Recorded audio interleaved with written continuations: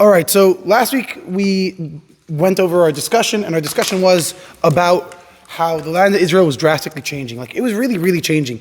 The three biggest key factors were, number one, it was under Greek rule now, or Syrian Greek rule, or Egyptian Greek rule. It was not under the Persian rule anymore. Number two, we had no more nevuah. Number three, the Jewish people had lost the ability to have a good Kohen Gadol because it became a corrupted system. And then, number four, halacha started to disperse. You started to have two channels of halacha. You'd have, for example, Yossi ben Yoezer and Yossi ben Yochanan. And as we discussed last time, the unfortunate thing was that the first halacha to come about was the question, if I recall, I think it was the question with regards to a karban on one of the Yom Tovim. Smicha, there we go, thank you. It was with regard to smicha. So Benny saved us. It was a question about whether or not smicha is allowed or not allowed, really, on Shabbat, because there's questions about muksa and there's questions about other things that it has to do with. All right, the spread of Greek culture is where we're up to now. And again, in last week's class, we discussed how Yossi ben Yoezer and Yossi ben Yochanan were the first two groups of zugot. Again, some of the classes got corrupted, so just a reminder, we're kind of like going to do a little bit of a review on that.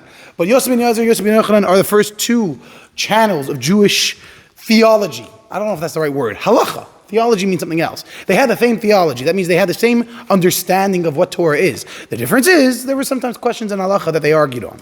So, first of all, let's start off with the spread of Greek culture. The ancient Greeks were brilliant people, as we discussed, and one of the things they really enjoyed was focusing on the body over the...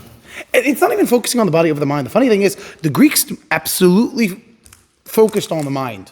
They were intelligent people, mostly. As a culture, they were intelligent compared to a lot of the other cultures, scientifically speaking, meaning they would be the first people in history, I think, that you could start referring to as quote-unquote scientists. That means they would use proofs, and they would use information, and they would use mathematics to understand the world around them. So, for example, one of the unique things is they were, I think, some of the first people to know that the world was round in a definite way. That they believed, the world is not just a flat piece of paper. No, it's actually a round globe, and you could actually circumvent it possibly. They understood this based off the stars, by the way, and based off astrology. Apparently, it gives you some way of understanding this. You should know it's a funny thing, but if you ever learn the Rambam, if you go through all his halakha books, because the Rambam writes a halakha on every single thing, and the hardest part of his halakha are by far understanding the cycle of the moon. It's incredibly difficult halakha to understand. At least I'm speaking from my own perspective, but I think in general people have a very hard time understanding it. It's a lot of mathematics and then movements and calculations, and it's one of those things that's hard to wrap your head around a bit. Anyway, Greek culture had this idea where they said, let's serve our gods. How are we going to serve our gods? We're going to do sports. We're going to make a gymnasium. Gymnasium means, David, do you remember what the gymnasium means? Naked, that's right. Gymnasium, the word gym, meant naked place. And again, they weren't naked because it made them faster. They weren't running around the place without clothing because it made them faster. They were running naked to show, look at what we focus on. Our bodies are an important thing. Our bodies are an entire being. We appreciate our bodies. Our bodies are what become of us. And this became their focus. And again, unfortunately, this was a big problem because this in reality was not what it was supposed to be. For a Jewish person, his body is not secondary. I don't think any person should sit there and say, I'm just going to give up on my body. I'm going to get 300 pounds and 350 pounds, sit all day and not care about my body. No. You have to take care of your body. But it's not meant to be your entire focus. It's not meant to be how you identify yourself as, I'm proud of myself because I have a good body. No, you should be proud of yourself for your accomplishments, for your Torah study, for your kind deeds, for your achievements in life, for your children, for your marriage, whatever it is that you have. But your body is only there to serve those purposes. Your body should be a vehicle to get you to those things. God forbid a person is sick. God forbid a person is unhealthy. God forbid a guy weighs 500 pounds and can't get out of bed. Then it's preventing him from doing all those other things we just mentioned. But the Greeks, to them, the body was the focus. The body was the thing that they were meant to focus on. That was the thing that they found very, very, very important. That was the thing they said, this is what our life is going to be. This is what we're going to appreciate about our life. So again, that's one of the big issues. Now, the second big issue, so that was a theological issue. Theological issue, for anybody that doesn't know, means that was an idea issue, right? Practically speaking, the idea behind the gymnasium was not a good idea. The action was fine. Go play sports, who cares? As long as you're sneot. Running around without pants on and showing your body to everybody is a big problem, halachically speaking. But the question of whether or not a person should go to the gym is, no, a person should go to the gym. Just, it shouldn't be his identity.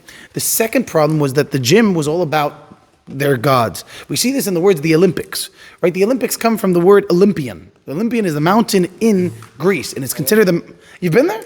Oh, very cool. Oh, you're learning it. Ah, okay, fine.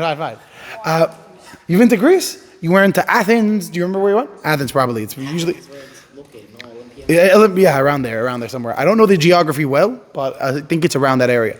But the Olympian mountains are not, it's not impressive because of the mountains themselves. It's what those mountains represent. That on the top of those mountains is where the gods lived. In the clouds above those mountains is where the sphere of godliness was for them. Now, this is the important thing you understand. I'm not recommending anybody does this, but if you do study about the Greek gods, it is essentially two people arguing about superheroes. And I don't mean that as a joke. I mean on a very serious level. It's the equivalent of arguing, I think Iron Man is stronger than Thor. I think that Spider-Man could beat up Superman. Why? Because that was really what their gods were to them. Their gods were essentially superheroes that, by the way, murdered, killed, stole other people's wives, poisoned, betrayed, cursed, and did every awful thing in the book. I want to give you one example. In their theology, that their belief of gods, there's a guy that gives fire to mankind. Fire was meant to be the tool to allow mankind to evolve and become greater in their eyes, in the eyes of this idea. By the way, in Torah, there's such an idea as well, that Hashem gave fire to Adam Rishon on the night of Motzei Shabbat, or on Friday night. There is such an idea to this, that fire is a tool that's incredibly important to humankind. And it's one that allows us to stay off the winter and so on and so forth. It allows us to create tools and do metallurgy and work on metal. Right? Without fire, you can't get any metal, you can't create anything. So this God, or son of the God, gave fire to mankind in their theology, in their mythos, in their made-up stories. And in these made-up stories, they say, what was his punishment from the other gods, or I think specifically from Zeus? His punishment was that he stuck him on the top of a mountain, chained him there with his arms spread apart. A bird would come and pick out his, I think, liver. It means a bird would come, a massive bird would come, pick out his liver, rip out his liver, then he would be healed. He would suffer hours of this bird chewing on his liver and eating his liver, and then his body would get healed and it would restart the process the next day. This is, again, their theology. This is not something that actually happened. But the idea behind it is to understand this was like just a nasty people, that they believed that their gods were these evil, disgusting beings. Zeus raped people, like just straight out stole people's wives in theology. And like not once, he cheated on his wife so many times. Like again, not to get into the details of it, but just if you sit down and learn about it, he was the most awful guy to be married to. And that was the daddy of the gods. You understand? He was not, by the way, the original God in their eyes. There was an original God above Zeus that was the God of the Titans, blah, blah, blah, blah, blah. I don't want to get into it, but what I do want to get into is this is what they looked up to. This was their ideas. Yes, Joey? A separate question. Would it be avodah zarah to learn, to read a book about this? Like the Odyssey, for example, right? Right. I know a lot of people get the Odyssey to read, or Homer's things. I'll tell you what. If you're going to read the books, number one, get permission from a rabbi or a person that is, number one, a little bit educated in this area, and also in addition, get permission from a person that you know that you could trust on this. Number two, you have to understand why you're reading it. If you're reading it for story time, it's actually a big problem. If you're reading it out of interest, you're saying, I'm bored, I want to read it. No. If you're reading it because either, number one, you're studying. By the way, do you know what the Chachamim studied a lot? They studied, apparently, the biggest subject that the rabbis had to study was Avodah Zarah in order to understand it and in order to prosecute it and to prevent it from invading into Judaism. Theology questions about Avodah Zarah were very common back in the time. It was one of the biggest subjects they had to deal with, and it became one of the biggest subjects over time. It still is a very big subject. It was a massive subject when the Christians attacked Judaism. It became an even bigger subject. But the idea here, what you're asking is, can I sit down and learn these books and study their books, or let's say watch their movies on these things, because they have so many movies on Greek stories and on Greek. The Greek gods, there's so many movies and TV shows. I mean, it's like, yeah, but Thor is just like one out of the other. There's so many. In the past 50 years, they must have made 70, 80 plus movies and TV shows about the Greek gods. Like, just about the Greek gods themselves. Now, Spartacus and all these things are all a part of Greek mythos, by the way. Actually, Spartacus is something else. Sorry, I'm mixing that up. Spartacus has to do with Roman. He's a Roman guy. Percy Jackson's literally Greek. It's all about that. Poseidon, I think they're remaking a TV show about it, right? Percy Jackson? All right, they're like, it's always brought up in culture these days. The Greek gods are one of the most common or rerun things you could imagine that they're talked about. So it is a real question to ask as a Jewish person. Am I allowed to sit down and study these things? If you're watching a movie, I'm not going to get in your way and say you're not allowed to because I don't know. I'm not sure if you're allowed to or not allowed to watch them. If you are watching them, you understand this is really coming out of Avodah Zarah. You really have to make sure that you understand, like, this is, you're not being of the Avodah Zarah, but what you're watching is literally based off of the Avodah Zarah. The second, now you're going to say, but now there's an excuse some people make is nobody actually believes this anymore. So because nobody believes it, it's not Avodah Zarah anymore. There is an argument for that. I'm not saying you're allowed to use that to now do whatever you want. I'm saying that there is an argument to say that this is more nonsense and fantasy. So this would be like the equivalent of Lord of the Rings, for example. There's a lot of people, there's Chachamim that would say this is like Lord of the Rings or let's say Star Wars, for example. It's like the equivalent of watching Star Wars. These are made up stuff. Nobody believes these things actually. But I don't know if that's entirely true because again, it is still something that is incredibly celebrated to our day. Now, you're going to ask a question or no? I was going to add on because Yeah? the Rosh Yeshiva of our, so we're reading it in English. Uh-huh. So the Rosh Yeshiva of our school said it was okay to read it because, I don't know, it was a mix of what you were saying. But then a kid went and asked Rav Schechter. And he said not to read He it. said not to read it. Right? So it's that's my whole point. It's not a simple question of can you or can't you read it. It's a really complicated question. Right? Can you actually sit down and study their books? And by the way, the question is also, for example, can you study the books of, let's say, the Roman gods or the Egyptian gods? Right? The Egyptian gods, by the way, are also a big thing. Marvel uses the Egyptian gods. I think the guy's named Moon Knight. Right, he's all about it's all about the Egyptian gods there, and that's also full on of the Avodah Zarah. It's not like that was a real religion that people had served for thousands of years. There are still people that technically still acknowledge it to a certain extent. Anyway, the point is like this: going to the gymnasium as a Jew during the times of the Greeks, during the times of ancient Greece and ancient Israel and the second Beit HaMikdash, it didn't mean you were going to watch a spectacle. It meant you were going to give honor to the gods of the Greeks to a certain extent, and that was legitimately Avodah Zarah. So going to the gym, I remember I watched, there's a Jewish kids movie, I think it's called Miracle Lights or something like that. And it's basically the story of Hanukkah. And like in the beginning of the movie, it's like a kid says to his mom, I want to go to watch the game, go to sports and do wrestling and do this and do that. And like they don't mention this there in the movie because it's a kid's movie, but the kid was essentially saying, I'm going to go do Avodah Zarah. Now, maybe they didn't feel it like it was Avodah Zarah, but does anybody know the halakha of Avodah Zarah? Okay. One of the basics of Avodah Zarah is bowing down, giving incense, sacrifices, and wine, like pouring wine, are Avodah Zarah for any Avodah Zarah out there, right? Any Avodah Zarah you bow down to is considered Avodah Zarah. Now, what if an Avodah Zarah has a special way to serve it? For example, Baal, you had to poop and pee in front of it. Yes, I know it's crazy, but that's what they did. If I did that to Zeus, would I be serving Zeus? No. A specific action of Avodah Zarah that is only connected to that Avodah Zarah. If I did it to a different Avodah Zarah, it wouldn't be considered Avodah Zarah. That doesn't mean you're allowed to go and do it. The question is, were you over the Avodah Zarah if you did? And the answer is no, because it's not the way to serve that God. Except there's an exception. By the way, what if a God you're not meant to bow down to him? They don't bow down to him. In their religion, whatever, let's say, the Indian religion, they don't bow down to their gods, let's say, right? If I bow down to their gods, that was Avodah Zarah? Yes, absolutely. Bowing down is a universal Avodah Zarah. But here specifically in our question that we're discussing now, during the times of the second Beit HaMikdash, before the story of Hanukkah and even after the story of Hanukkah, more before the story of Hanukkah, it was more prevalent before then. And during the story of Hanukkah, going ahead and playing sports and watching the games, these were all ways to serve the Avodah Zarah. And so a Jew going and doing this was really breaking halacha to a high extent. Now, they may have not have known this.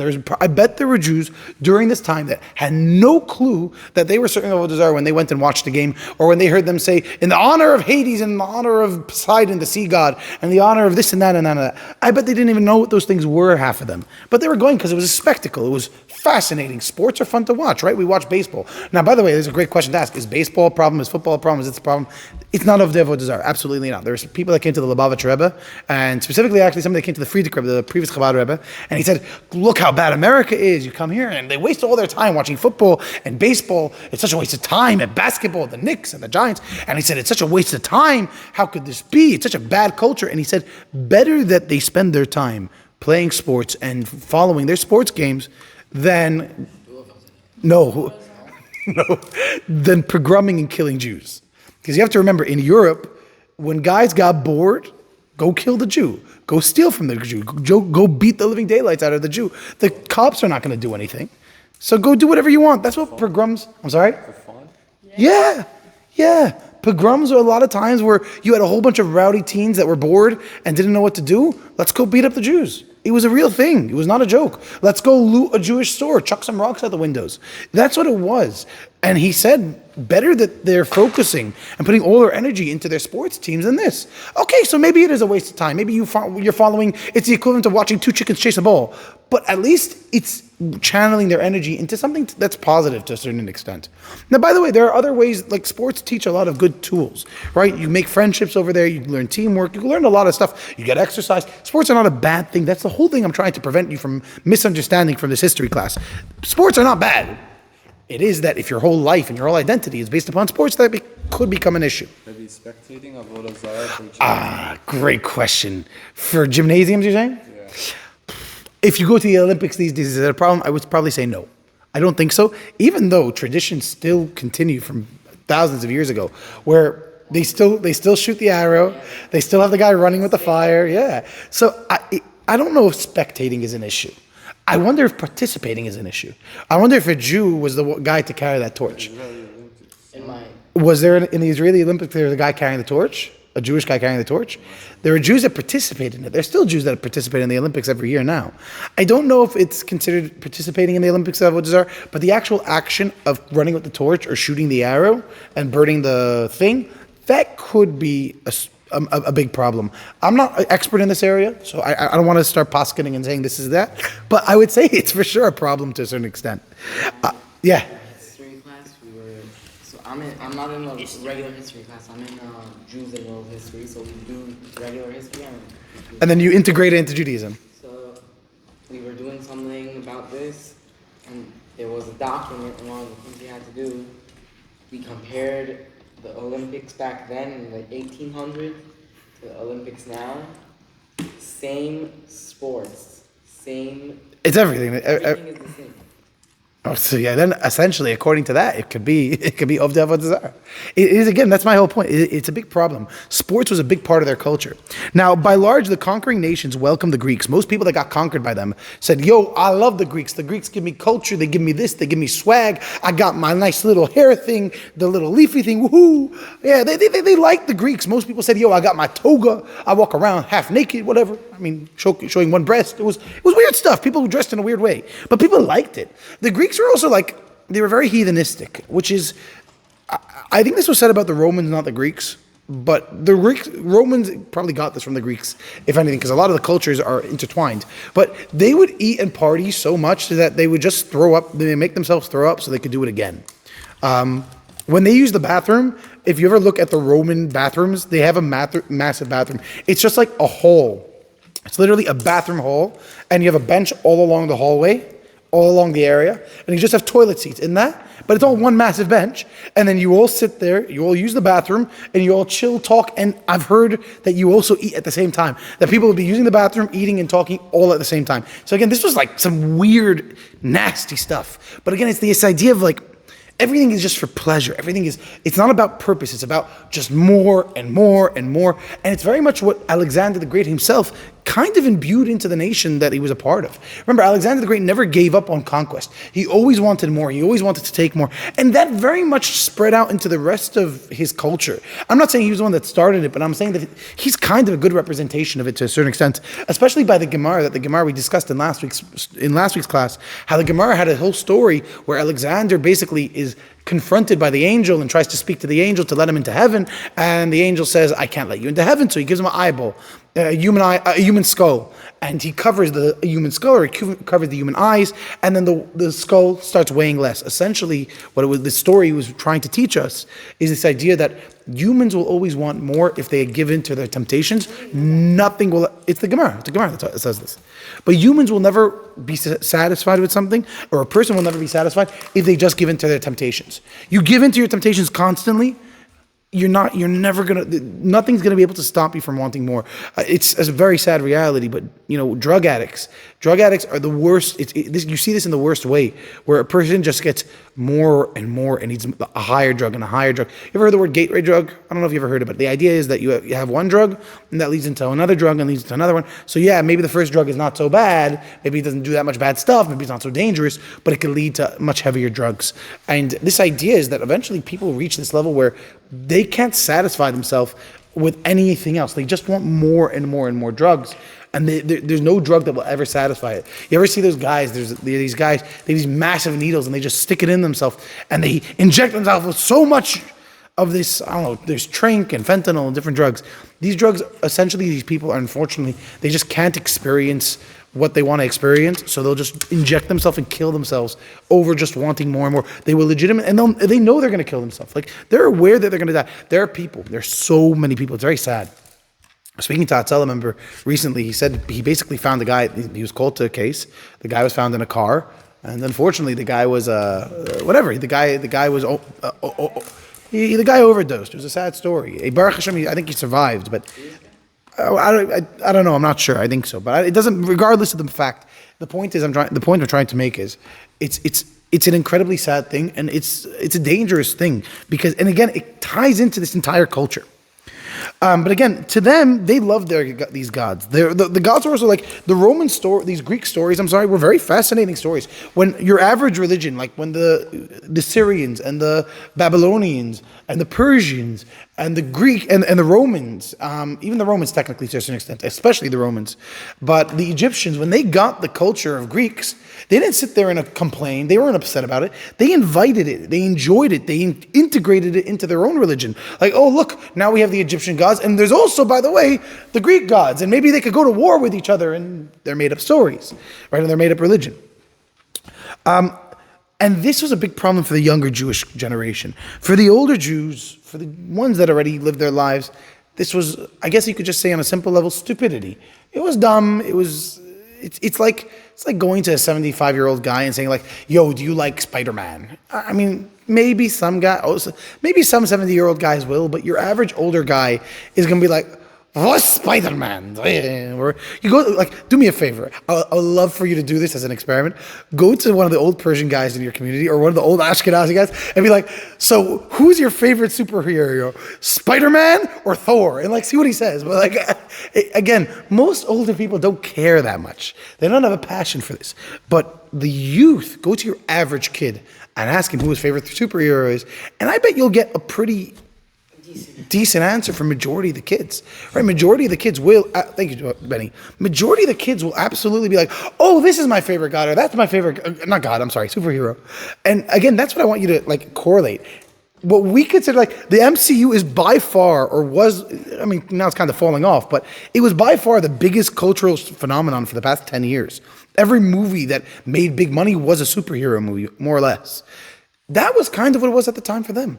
Every story, every legend, every sport, every game. And by the way, I forgot to mention, they had plays. Like, they built amphitheaters. By the way, they were so good at building. There's this guy you can watch videos on this on YouTube. Like, you can watch a 30-second video on this. He goes to an amphitheater. Amphitheater means like, basically it just means those theaters that are carved out of stone. And he's standing in the center of the theater where the stage is. And however they built these things, which I don't know how they did, but however they built these things, they knew the mathematics and the science behind making it that if you're standing in the bottom, there will be an echo throughout the entire stage. And even the guys on the top bleachers will be able to hear you with no microphone or megaphone or nothing like that. These days, we just pack a room full of people and we stick people on a stage. But they had the acoustics and they built the acoustics. And there's some of these theaters are still in Israel, by the way. You go to Accra in, I think, Israel, or Akko in Israel. It's in like a seacoast city. You've been there? So I believe on the coastline right there, they have number one, they have a chariot horse racing area. That's where the last name is from. I'm sorry? That's where the last name is from. Are you serious? Like Kobitz is from Akko? That's so cool. Wow, that's so cool. Okay, that's awesome. I would love to. I gotta ask your dad about some of this stuff, but very, very cool stuff. But the point they're trying to make is these guys were really like, we have the remnants of this still. These plays they made were some fascinating stuff. And they loved it. People ate this up. Young people wanted to watch this. And I want to remind you, Torah back then was not like it is these days. There was no such thing as sitting down and opening a book and reading it. Right? There's no such thing as opening up a storybook on Judaism. Those didn't exist. You wanted to get any Torah knowledge, you needed to be accepted into a yeshiva, essentially. And that was not available for everybody. Most people were not rich enough or had the means to really do so. Now, there was a public Jewish education system. That's actually one of the first things that Ezra and Nehemiah did, is they actually made yeshiva for young children. But it didn't go once you're a 13-year-old, most 13-year-olds were working for their dad in the field. Probably even 10-year-olds were working for their dad in the field. So if you wanted to, learn Torah, you wanted to be having involved in Torah as much, it was very hard to get involved with it on a daily basis. But you watch these Greek guys go by and you watch their games and their stuff, it was very easy to just get swept away in whatever they were doing. In the story of Hanukkah, by the time, I'm just giving you a heads up, I'm kind of doing like spoiler alert, because we're starting at the beginning of this. By the time you get to this story of Hanukkah, majority of Jews in the land of Israel, I'm pretty sure it's majority, unfortunately, we're on the Greek side, not on the Maccabee side. A lot of people think, oh yeah, the Maccabees fought back and they kicked them out, like in the American Revolution. No. And by the way, in the American Revolution, I'm actually teaching this part of history. Similar, a lot of people think that all of the Americans in the American Revolution, all the native people that were in America, fought the British. No, tons of them fought with the British. Tons of Americans, call them, fought on the British side, not on George Washington's side. George Washington won, but many of those people were actually working with the British, not working with the Americans. In the same token, there was a massive amount of Jews that were Greek essentially. They were what we call Hellenized. By the way, the word Hellenized, it comes from the word Hellespont. Where does it come from? I thought it was Hellenists come from that word, no? Yeah. Hellenism. Hellenism means Greek culture. That's it. Exactly. Hellenism means the spread and mix of Greek culture into other cultures. And Hellenism came from this word called the Hellespont. It's an area in, I believe, Turkey, or in modern day Turkey. In Greece, it's a small gap in the water, in like the seaway. And that's where Alexander the Great crossed over from Greece into Asia. And that's why it's called the Hellespont and Hellenism, because that was like the opening of all Greek culture to the rest of the world. Wait, where is it? It's in modern day Turkey, I believe. It's called the Hellespont. There's a video, Heroes and Generals, greatest video, one of the really good videos on this. They discuss this.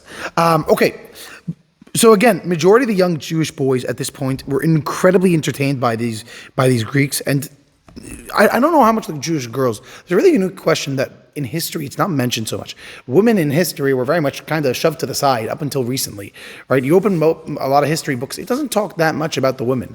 I mean, sometimes it does, but Sparta was an area that women were more important, but that's because a lot of the men died.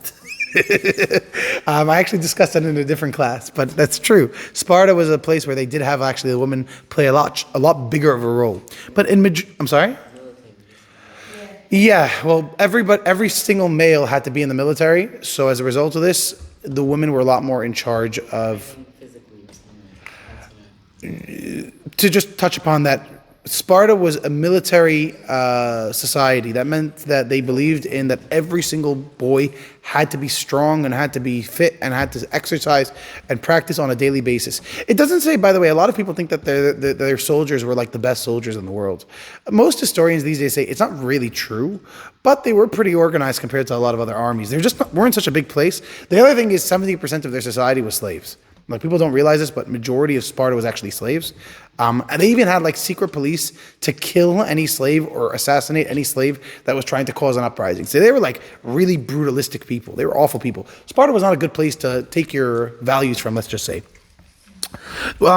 The Greeks encouraged, by the way, they very much enjoyed and encouraged this idea of perfecting the human body, and they encouraged the Jewish children from joining. But one of the things the Greeks hated with a veal, with a huge amount of hate, was Brit Milah. Brit Milah to the Greeks was like blasphemy. You know what blasphemy means? Blasphemy is like where a Jew goes, says, "Cursed be God," God forbid. Like that's called blasphemy, where you curse Hashem. Blasphemy for the Greeks was giving yourself a Brit Milah, or giving your child a Brit Milah. Why? Because they considered the human body the peak of perfection. And by cutting yourself and removing the foreskin on the body, that was like, excuse me, You're destroying a beautiful piece of art almost. That was the equivalent to them. And so they actually looked at this as a barbaric thing. They looked at the Jewish people and they said, Brit Milah is an awful, awful, awful thing to do. Following such practices, a number of Jews adopted Greek names and more. A lot of Greek names became very common. For example, Antigonus Ish Socho. Antigonus is a Greek name. People don't realize this. Antigonus Ish Socho, Hyrcanus, we have Rav Hyrcanus in the Gemara, we have people like that. You have a lot of names in the Gemara and in other parts of mostly that time, which their names are all Greek, most of them. Antoninus, a later one would be Onkelos. Onkelos is kind of a Roman name, but a lot of Jewish people started adopting Greek names, like a huge amount of them. And this was for two reasons. Number one, because it was the culture, right? Just like Jewish people these days adopt American names. But the second reason exactly was because once you had Alexander the Great become an official Jewish name, there was actually like a lot of names that kind of like piggybacked on that idea, and a lot of Greek names became somewhat Jewish names to a certain extent, and at that time they were acceptable Jewish names. Can I go and name my kid Antigonus these days? I don't know. It's a good question. I wonder if anybody ever does such a thing, because there are a lot of Greek names of Chachamim in the Gemara, tons of them actually. And the question is, can I name my kid after a Greek name these days? But if that Greek name was used by Jewish people back then, I don't really know. It's a very difficult question to ask. They had persecution back then, so they had to like hide their identity. Not in Israel necessarily, not so much. If you're talking about other countries, then yes. But like for example, every single Spanish Jew had a Spanish name. It was like the most common thing. Like I'm really bad with Spanish names, but they have like, it's not Jose, no, it's like 4 names. Spanish people back then had so many names. It was like La Vandu, Sir, Padre, whatever it is, and so the people still have them. Not the Aztecs. The Aztecs had weird names. They didn't have long names. The Spanish had really long names. Like, open up any book on that time in history, and they had like 4 different names. So Jews adopted that idea. They absolutely had that idea. But here it was not about persecution. It was more about adopting the Greek names because it was a Greek culture. The philosophy, the literature. By the way, do you know Moreh Nevuchim, the book of the Rambam? The book of the Rambam, Moreh Nevuchim, is the 13 principles of Jewish law. That means if you want to know, not Jewish law, of Jewish faith, you want to know what it means to be a Jew in your mind, how you're meant to think as a Jew, you have to study the Rambam's book. That book is based off Greek philosophy. Which one? Specifically Aristotelian philosophy. Aristotle, who was the teacher of Alexander the Great. I'm going to wrap up the class. I know it's late, but that was this idea that it was, and by the way, the Rambam lived how long later?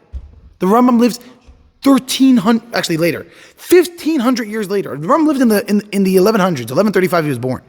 In Egypt in 1135, or at that point 1165 actually, later on, Greek philosophy was still being learned. Aristotelian philosophy was that means Aristotle philosophy was discussed, and it was one of the more popular things to actually learn back then. It was a very popular thing to discuss and to have discussions to get involved with it.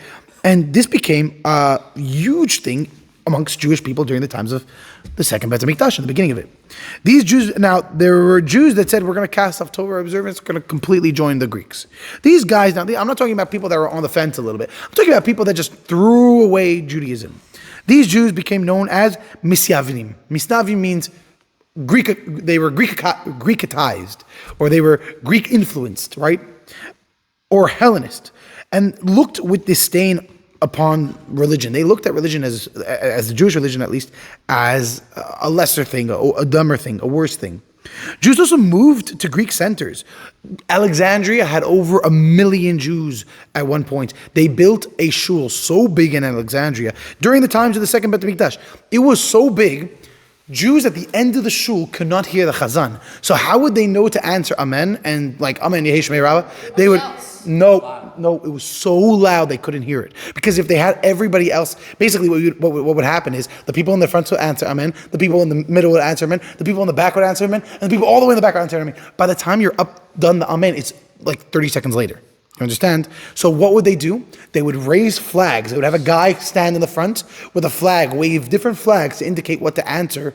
And so everybody could visually see, even from very far away, what the flag was, and then they would answer that. I don't mean like a little pitsky tiny flag. I mean like a big flag. You know, like one of those big ones. Yeah, like the big American flag. Dude on the back of a pickup truck.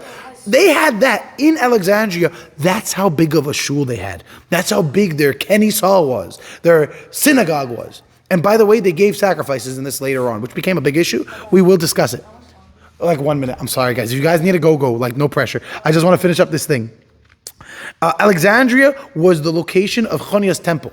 Oh, what was Chonia's temple? We just spoke about it. Chonia's temple was, Chonia was a guy who wanted to be Kohen Gadol in the Bet HaMikdash, but he could not play the bidding war. He lost the bidding war. Remember you paid money to become Kohen Gadol? Well, guess what? He did do that, and then somebody else bid him more, and he got kicked out. But he wanted to be Kohen Gadol still. He wanted that influence and power and job opportunity, let's just say. So what did he do? He went to Egypt and opened up a new temple, and it was called Chonia's temple. And they gave sacrifices there, which was Asur at the time. You're not allowed to give sacrifices. They gave to Athena or something. They may have done to Athena. I wouldn't be surprised. Athena that's Avodah Zarah, absolutely.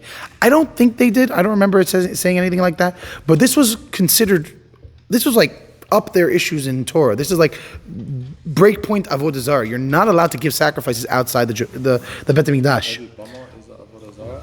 It's not Avodah Zarah, but it's breaking point there. It's close to it. Like, it's one of those things that is majorly a big issue. Bamot, just for anybody that doesn't know, Bamot means making a mizbeach, altar outside the Bet HaMikdash. Now, by the way, this temple didn't last a year or two. It lasted several hundreds of years until later on in history that we'll discuss in a different class. Have a good night, everybody. Chazak Baruch.